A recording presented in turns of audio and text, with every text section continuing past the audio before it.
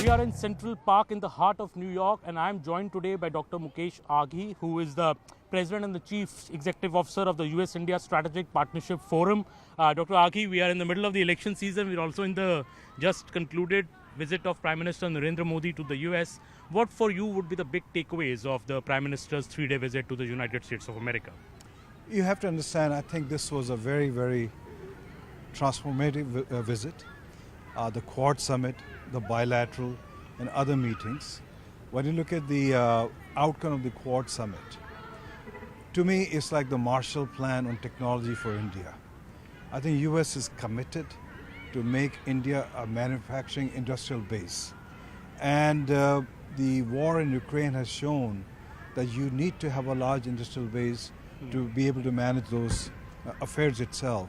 And Biden administration has been absolutely committed, more than any other president, to drive this. And he has been able to convince his national security agencies, Defense Department, and other agencies to make sure the process of technology transfer continues with India. Mm-hmm. And Dr. Aghi, also a key highlight of the visit seemed to be that Prime Minister Narendra Modi's peace message. You know, we saw him speak at the Quad. He's met the Palestinian president. He's met the Ukrainian president Zelensky now for the third time in about 4 months. Do you think Prime Minister Modi is emerging as this ambassador of peace, somebody who's taking the pioneering effort to ensure these two wars come to an end? No, absolutely. I think what you have to understand, you have a economically rising India, which is asserting itself on a global positioning itself. And the role, the leadership of Prime Minister is conveying that India can be a peacemaker while it tries to assert its position in the global order. So yes, to answer your question, Prime Minister is coming out as a peacemaker. Mm-hmm. India-US relations, Dr. Aghi, we see President Biden hosted the Prime Minister at his private residence in Delaware. Then we also saw a detailed statement from the White House. Do you think the India-US relations are at the best time ever right now, if we can say? I think it's just a start. You have to understand this relationship will go much more broader, deeper. It is I call a steroid start to drive this relationship. I think the challenge is going to be for us in India to be able to leverage some of the initiatives taken. Yes, you'll have bureaucratic hurdles on both sides, but I think private sector has to play a very critical role taking lead on some of the technology transfer initiatives which are taking place. Overall, I think geopolitically, the China factor plays very, very strongly between the two countries. China will never accept India as an equal partner. Let's understand that very, very clearly. And India on its own cannot deal with the might of China, the aggression of China. It needs a friend, and that's where US comes in. And we have 5.5 million Indian Americans, which are making roughly 1.5% of the total population, generating 6% of GDP. So I think the combination of geopolitical interest, economic interest, and diaspora interest will drive this relationship much broader. Because I saw Prime Minister Narendra Modi speaking at the diaspora event and saying that, you know, India is a land today of opportunities. We don't wait for opportunities, we generate opportunities. Also speaking about how Indian 5G market is now bigger than even the US. So I'm saying semiconductors is one area where India and the US are looking very, very closely to collaborate and take the partnership further.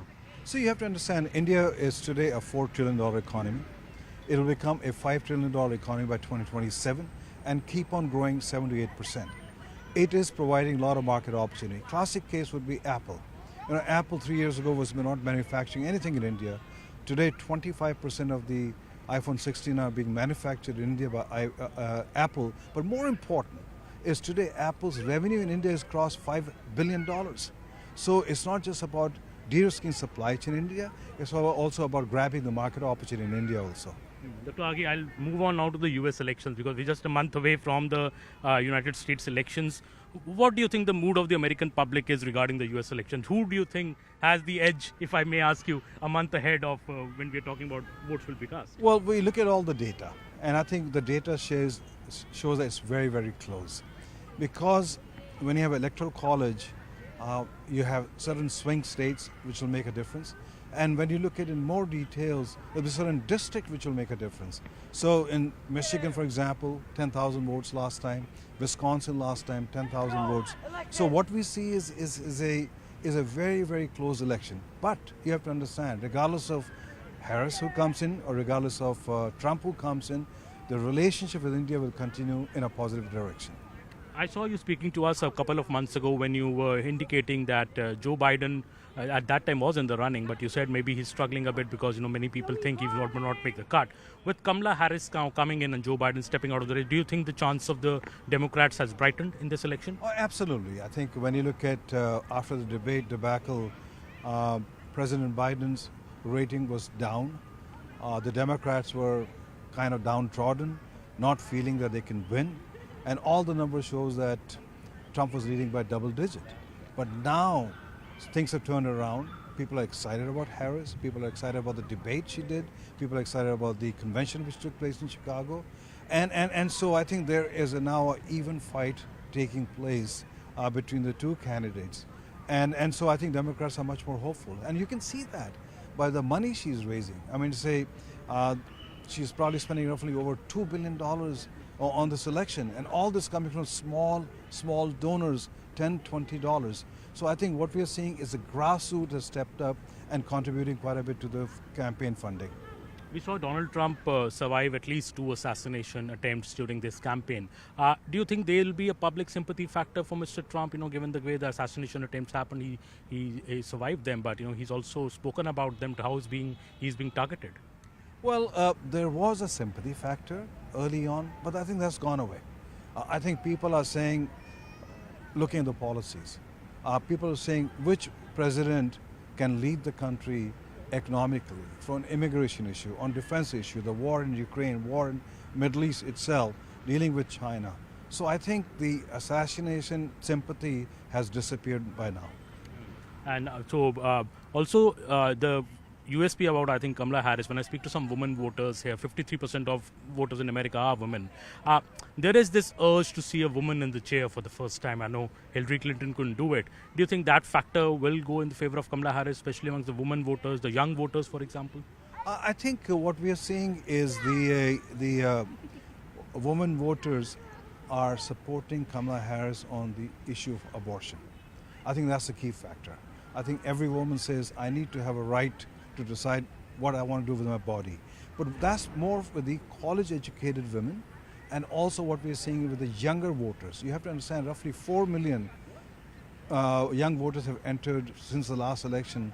They turned 18 to be able to vote itself. Yeah. So I think that factor is playing a very critical role. The Taylor Swift generation, I would say. The Swifties are making an impact itself. But will that sway? We don't know, because, see, you have to understand, what is a woman in Midwest thinking? Is she convinced with Kamala Harris that she can deal with the dictators outside? Can she deal with the immigration issue? Can she deal with the economy itself? Because those Midwest states are the swing states, and that's where the election is going to be decided. Very interesting, Mukesh Aghi. And who do you think is better for India? Being from an Indian point of view, who would you prefer if you see from an Indian point of view in the chair come November? Well, I think both are good. And I'll tell you why. Because the approach of Trump is very transactional. And when it's transactional, he's able to build a relationship with Prime Minister Modi and make things happen. Whereas Kamala Harris will be much more structured approach. She will have a team which will drive the policy process. Both have the positive and both have the challenges also. So I think our approach is, we're very bipartisan from an organization perspective. Our objective is to make sure that whoever the candidate comes in, the process continues, the commitment continues, and make sure the relationship flourishes both short-term and long-term also. That is Dr. Mukesh Aghi very clearly saying that the young generation, the women and the swing states could well determine who wins US come November. On Mr. Modi's historic visit, Mr. Aghi is very clear that what has been achieved in the India-US relationship is just a start. This relationship will grow stronger by the day, and it doesn't matter who's in the chair come November. The US-India bilateral relationship is strong and here to stay. Saman Sharma with Manoj Menon for CNN News 18 from New York.